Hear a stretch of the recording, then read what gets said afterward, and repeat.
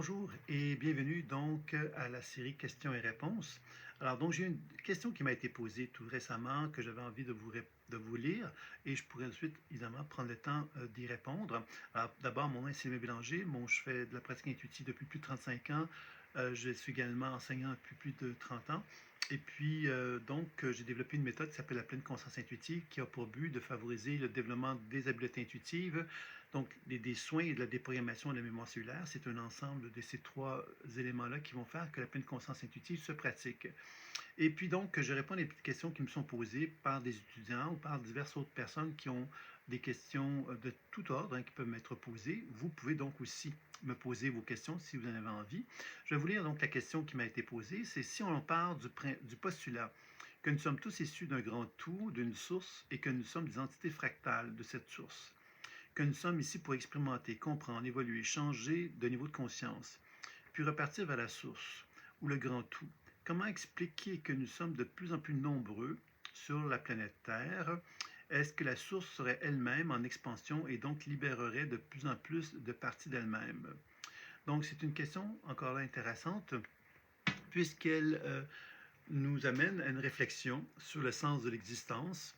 Et une réflexion est toujours bienvenue, puisque c'est une question qu'on peut tous se poser. Moi, ce que je dirais, évidemment, c'est que sur tout l'ensemble de la question, finalement, c'est dans un premier temps qu'on est tous, on provient, je vais vous donner un petit peu une explication quelque part d'une grille de lecture, de compréhension de comment l'être humain s'incarne.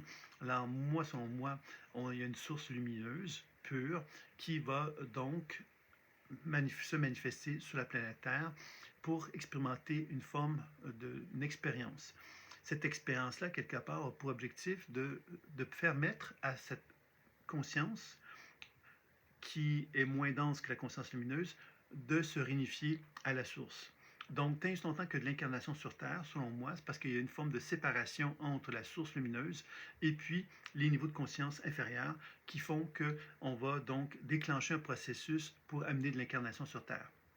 Donc, ceci dit, ça veut dire quoi? Ça veut donc dire qu'il y a une source lumineuse qui émet donc une parcelle lumineuse qui va se densifier à travers donc des résonances avec des mémoires d'autres vies, c'est-à-dire qu'on part du principe que dans l'histoire de la conscience humaine, il y a donc à quelque part un ensemble de mémoires qui s'accumulent depuis le début des temps et que lorsque cette lumière s'incarne dans le monde terrestre, elle va d'abord avant tout résonner avec des mémoires d'autres vies qui vont être en accord justement avec la parcelle lumineuse qu'elle dégage, avec la fréquence qu'elle dégage et qu'elle émet, qui va donc entraîner un amoncellement de mémoires d'autres vies qui vont donner une forme de conscience à cette entité-là, qui va ensuite descendre au niveau du mental pour donner donc une certaine cohérence mentale autour de ce qui était vécu des mémoires d'autres vies, une cohérence émotionnelle, une cohérence énergétique et en fait donc une incarnation terrestre qui va favoriser donc l'incarnation sur Terre.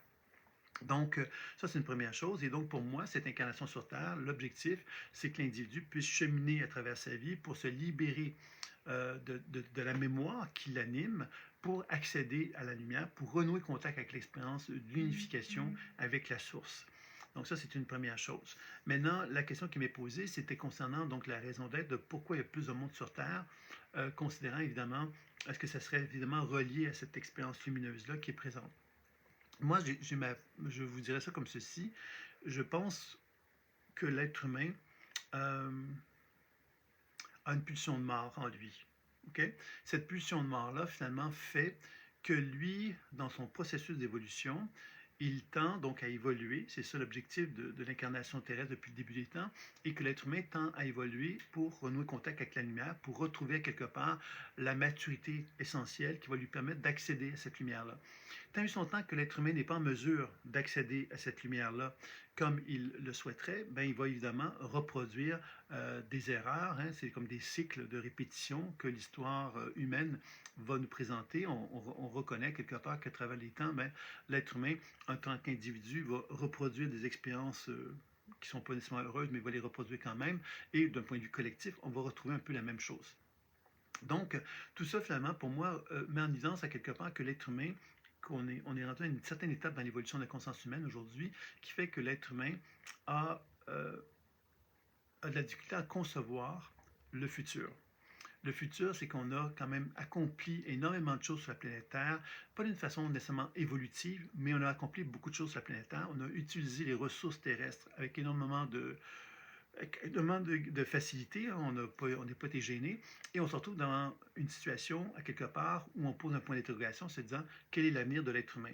Pourquoi je dis ça? Bien parce que l'être humain se retrouve confronté à des problématiques climatiques, des problématiques de ressources naturelles que la planète Terre est de moins en moins apte à répondre, qui fait que, quelque part, ben, l'être humain se dit, mais qu'est-ce qu'on devient, nous, en tant que collectivité?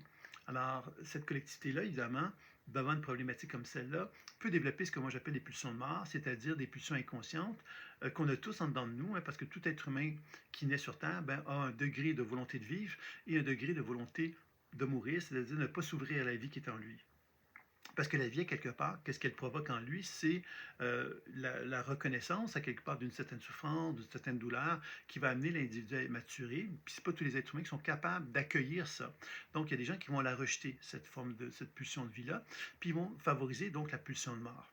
Pourquoi je vous parle de ça? C'est parce que je pense qu'aujourd'hui, on est rendu à une étape de l'être humain où cette capacité chez l'être humain de s'inventer, de se réinventer, est confrontée justement à une impasse.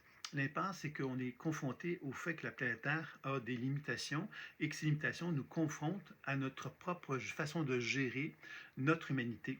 Et ça nous amène donc à se dire, ben voilà, on va devoir finalement poser un regard sur cette vision qu'on a de l'humanité pour faire en sorte justement que cette humanité-là, elle devienne moins nombreuses, qu'une population moins nombreuse se manifeste.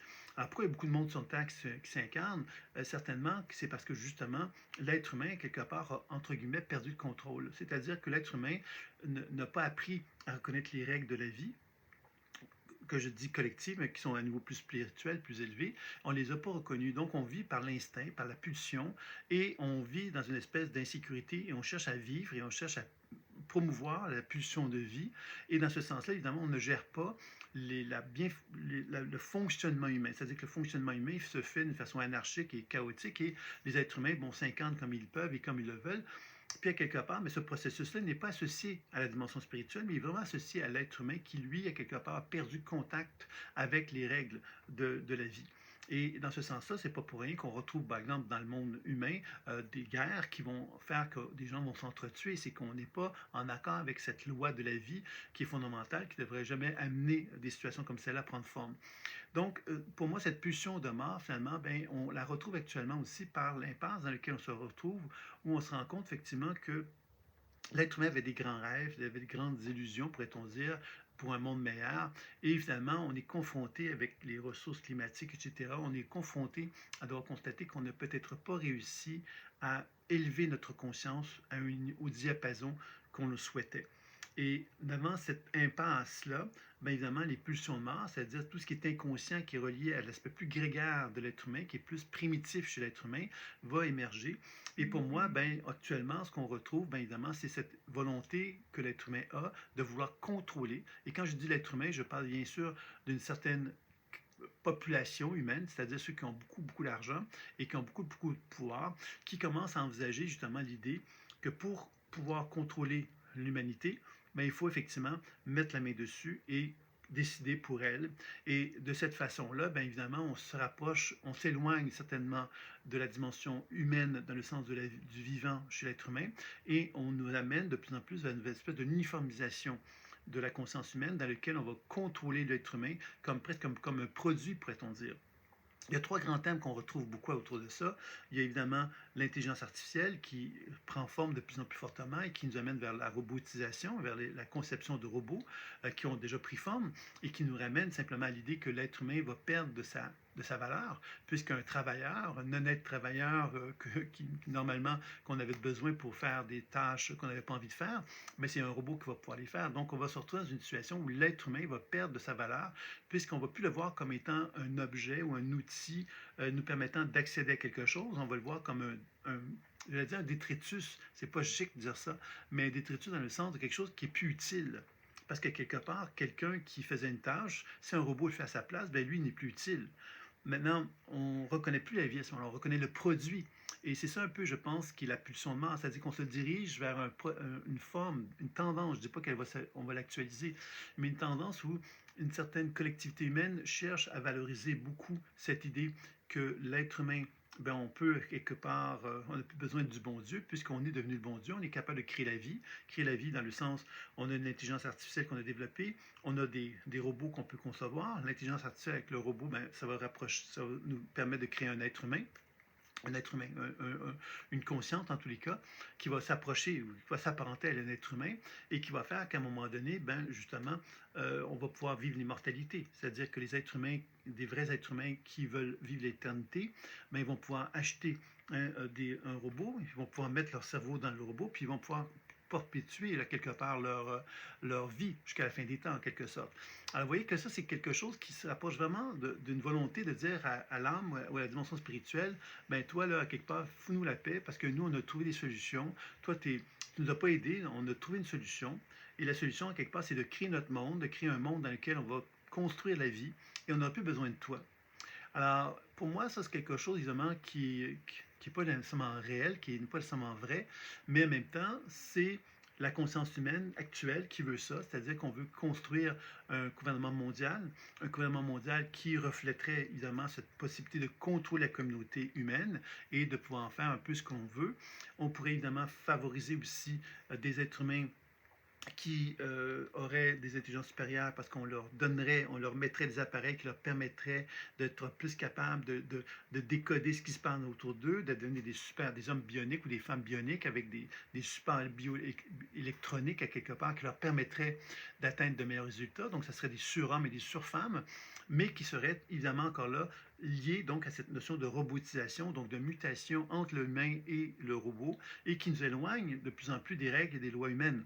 Est-ce que c'est le bon Dieu qui a voulu ça? C'est une bonne question. Quand je dis bon Dieu, on s'entend que c'est peut-être pas le bon Dieu comme on l'appelle dans la religion catholique, mais le bon Dieu, c'est cette espèce de source, quelque part, dont on ne connaît pas beaucoup de choses, mais qui répond à des règles et des lois qui s'imposent à nous et avec lesquelles qu'on doit accueillir.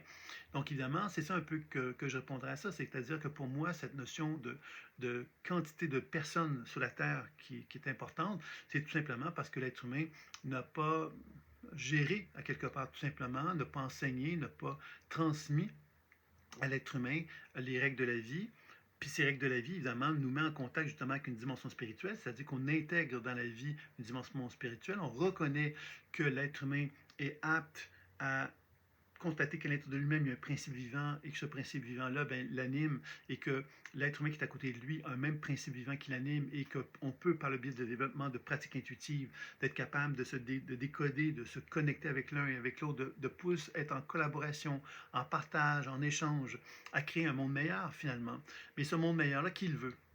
Hein, c'est ça que la bonne question, puisqu'on vit dans un monde où l'argent, qui est créé par l'être humain, a pris tellement d'importance, parce que l'argent, qu'est-ce que c'est? C'est le pouvoir, et le pouvoir a tellement pris d'importance dans la collectivité humaine que finalement, les êtres qui sont dans le pouvoir, ben, ils veulent le préserver, puis ils veulent même l'avoir davantage. Si c'est ça à laquelle on assiste, selon moi, dans la période actuelle, c'est-à-dire que l'être humain a atteint un degré de maturité assez élevé au niveau de la technologie et au niveau du savoir pour être envisagé de faire un virage qui ne sera pas nécessairement heureux pour la collectivité humaine, mais heureux pour les gens qui ont du pouvoir et de l'argent. C'est ça un peu qu'on peut concevoir de ça. Est-ce qu'on va y arriver? Est-ce que ces êtres-là vont y arriver? Mais c'est ce qu'on doit devenir conscient, justement, que si nous, on veut s'éveiller à autre chose que ça, ben on doit commencer nous-mêmes à commencer à regarder à quelque part c'est quoi le monde qu'on a envie de créer, puisqu'on voit ici actuellement dans le monde qu'il y a un moment de chaos, énormément de problèmes dans la collectivité humaine au niveau de la psyché, des gens qui vont faire des choses que jamais on n'avait vues qui étaient faites, on dépasse à quelque part les normes, on fait des choses qui ne sont pas acceptables, qui ne sont pas respectueuses des êtres humains, on tombe dans des biais très, très limitatifs, on devient de plus en plus fermé les uns aux autres, on favorise le chaos de plus en plus fortement. Donc tout ça, finalement, qu'est-ce que c'est? Mais c'est justement c'est ces forces de l'ombre, pourrait-on dire, qui émergent de l'être humain et qui prennent trop d'importance et qui font justement que tout le côté plus bestial, le côté justement qui fait qu'une société devient de moins en moins démocratique, mais de plus en plus une société dans laquelle on impose de plus en plus notre avis, notre façon de voir les choses, ben, prend forme. Et c'est ça, évidemment, qui amène donc toute cette situation-là. Donc, pour moi, tout ça, bien évidemment, favorise quoi? Mais favorise justement cette volonté que les êtres humains ont, surtout ceux qui ont beaucoup d'argent, de vouloir justement imposer une réalité qui n'est pas celle qui est reliée donc à la dimension spirituelle, mais qui est davantage reliée à cette volonté que l'être humain a de prendre de plus en plus de contrôle sur la collectivité humaine, mais et de s'isoler également de plus en plus fortement des lois spirituelles et de l'alignement à la spiritualité. Et ça, c'est bien sûr bien dommage, puisqu'évidemment, ça va éventuellement nous éclater en plein visage, tout ça, c'est bien clair. Donc, je pense que c'est important donc de devenir conscient que nous, en tant qu'individus, chacun d'entre nous avons la possibilité de se déprogrammer. Se déprogrammer de quoi? Mais de l'ensemble, justement, de ce que la collectivité humaine, qui ont beaucoup d'argent, hein, celle-là dont je parle, et essaie de nous imposer à travers les médias, à travers les informations. On voit bien quelque part que depuis quelque temps, les médias sont colorés, c'est-à-dire que les médias, que ce soit les journaux, que ce soit à la télé, etc., on voit bien que la tendance, le biais est très, très développé et on cherche à vouloir nous amener dans une certaine direction. Et je pense que c'est important, donc, d'être attentif à tout ça, puis de comprendre que s'il y a beaucoup de monde sur la planète Terre, c'est tout simplement parce que, justement, l'être humain, quelque part, a perdu, je dirais, de la richesse, de la qualité de l'être humain. On ne reconnaît plus l'être humain et qu'on ne reconnaît plus les règles de la vie, les règles de la vie, les règles de la nature. On est dans une explosion des valeurs qui étaient reliées à l'être humain qui était digne, l'être humain qui était digne, qui répondait justement à des convictions humaines nobles. On est en train de faire éclater tout ça parce que les forces de l'ombre ont pris trop d'assurance et elles ont aussi des moyens pour pouvoir s'épanouir, ces forces de l'ombre-là, ce qui n'était peut-être pas le cas avant. Et là, on peut donc créer des Frankenstein, pourrait-on dire. Et c'est là, quelque part, que les forces de l'ombre trouvent le moyen de pouvoir exprimer, quelque part, toute leur folie à travers donc des médias qui sont maintenant accessibles et qu'on peut rendre tangibles. Et que c'est ça qui explique aujourd'hui que la société, elle explose. Selon moi, c'est ça un peu qu'on pourrait exprimer. Tout ça, c'est un peu comme la Kundalini. Hein. La montée de la Kundalini, c'est les forces primitives qui remontent pour faire en sorte que l'être humain va s'épanouir puis il va accéder à la spiritualité. On peut concevoir ici que l'être humain, toutes ces pulsions primitives qu'il y a en lui, ben, ils ont éclaté, ils n'ont pas pu remonter. Il y a un certain nombre d'humains qui ne sont pas en mesure de faire remonter cette énergie-là vers les chakras supérieurs parce que justement, il y a quelque part des tentations qui sont trop élevées qui font qu'il peut justement envisager qu'il pourrait prendre possession du monde et devenir, entre guillemets, le bon Dieu. Et c'est ça un peu à laquelle on assiste présentement.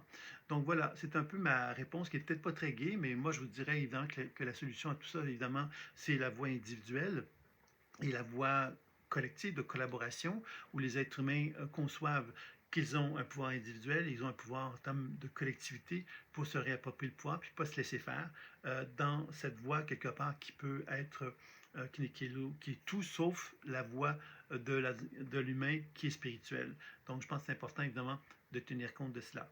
Donc voilà, alors évidemment, c'est les commentaires, des réflexions, des interrogations, n'hésitez pas à me le faire savoir, ça me fait toujours plaisir donc de pouvoir échanger, de partager. Comme je dis, je n'ai pas une vérité absolue, moi je dis simplement ce que mon regard par rapport à la question qui m'est posée, et c'est ça un peu qui est le sens de tout ça. Alors je vous dis à très bientôt pour une prochaine question-réponse.